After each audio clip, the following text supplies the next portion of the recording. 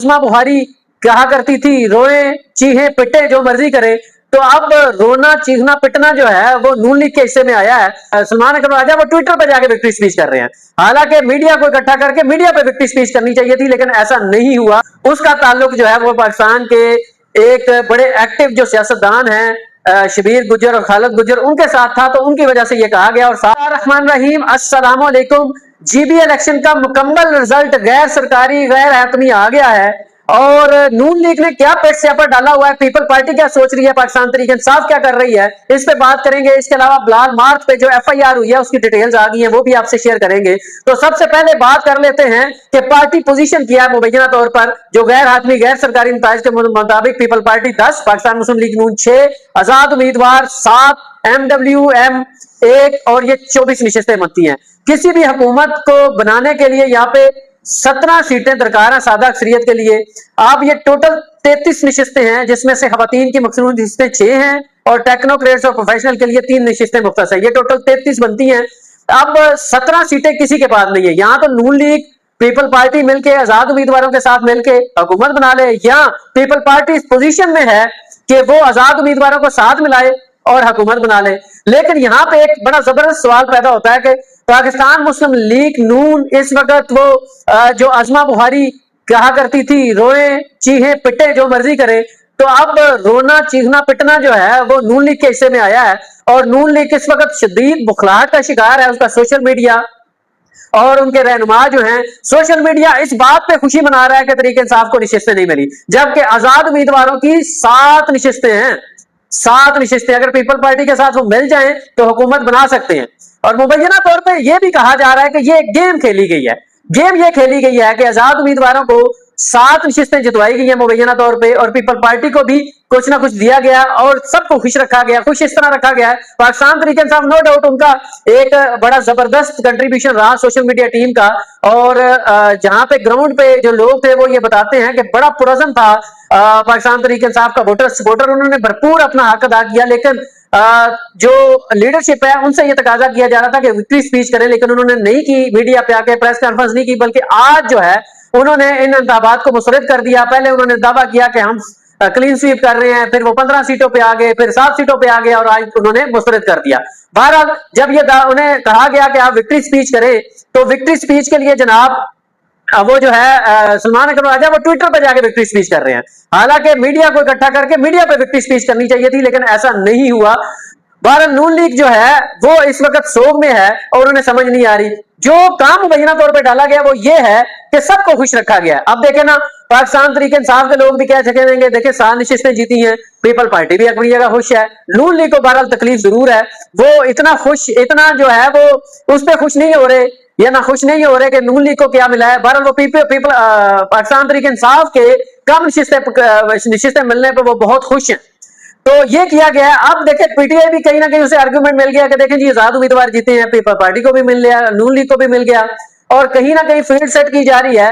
जो मुझे लगता है, मेरा एनालिसिस है, खबर नहीं है, वो ये है कि पीपल पार्टी को गवर्नमेंट दी जाएगी, नून लीग को अपोजिशन में बिठाया जाएगा, और तहरीक इंसाफ के आजाद उम्मीदवारों को पीपल पार्टी के साथ मिला दिया जाएगा। इस तरह पहले लोग ये कहेंगे कि देखें जी आजाद उम्मीदवार जीत गए, और जब ये आजाद उम्मीदवार पीपल पार्टी के साथ मिलेंगे तो जो प्रो एस्टेब्लिशमेंट और प्रो गवर्नमेंट साफी होंगे वो कहेंगे देखें जी आपके लोग मुकर गए हैं, आपके लोग उधर जाके मिल गए, इमरान खान की सिलेक्शन ठीक नहीं थी, आपकी सिलेक्शन ठीक नहीं थी।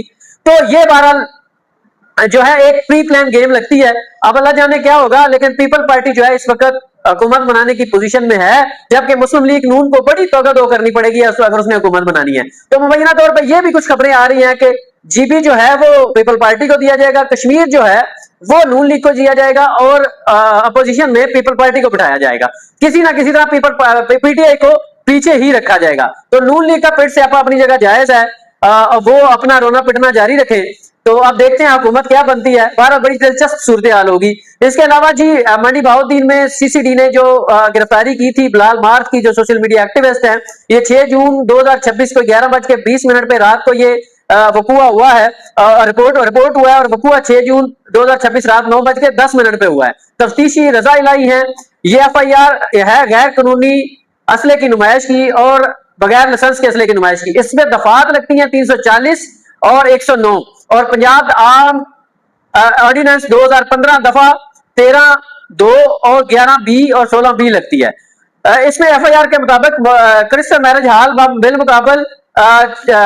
बिलमुकाबल करीब 4.5 किलोमीटर जानब जनूब मगरब आज थाना यानी कि थाने से 4.5 किलोमीटर पुलिस टीम को मुखबिर खास से इतला मिली कि क्रिस्टल मैरिज हॉल में शादी की तकरीब के दौरान सरेआम गैर कानूनी असले की नुमाइश की जा रही है। कुछ मुसल्लह अफराद वहां से गुजरने वाले ट्रैफिक को भी ब्लॉक कर रहे हैं। पुलिस ने कार्रवाई की, मौके पर पहुंची, छापा मारा तो शादी हॉल के बाहर और अंदर मौजूद अफराद को हिरासत में लिया, जिनके कब्ले से मुख्तलिफ साथ का खुदकार और दीगर असला बशमूल कलेक्शन को पिस्टल, मैगजीन और जिंदा कारतूस बरामद हुए हैं। मुल्जमान का मौकफ है गिरफ्तार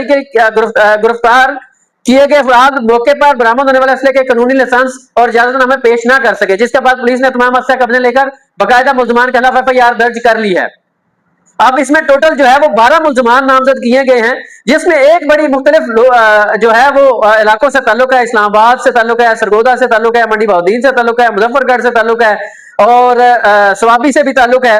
लेकिन एक जो चीज है वो ये है कि एक जिसको नामजद किया गया है वो है रायमंड के एक साहब हैं, उनका मैं नाम आपको पढ़ के बता देता हूं। आदल महमूद वल्द मोहम्मद खालिद सकना, राइजर रोड, चीमा चौक नंबर 62 लाहौर। ये मुबैना तौर पे कहा जाता है कि शबीर गुज्जर के भतीजे हैं और खालिद गुज्जर के बेटे हैं।